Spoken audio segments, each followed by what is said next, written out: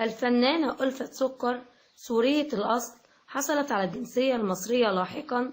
اسمها بالكامل ألفت محمد أحمد سكر، وهي شقيقة الممثلة ملك سكر.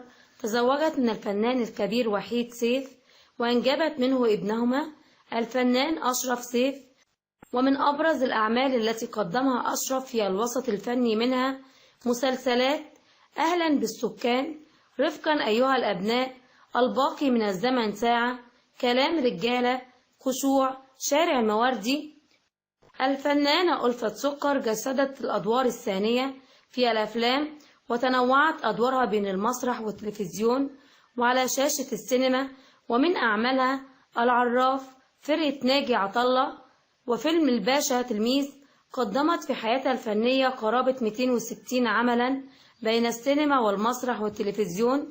تزوج ابنها أشرف من الفنانة المعتزلة لمياء الجداوي.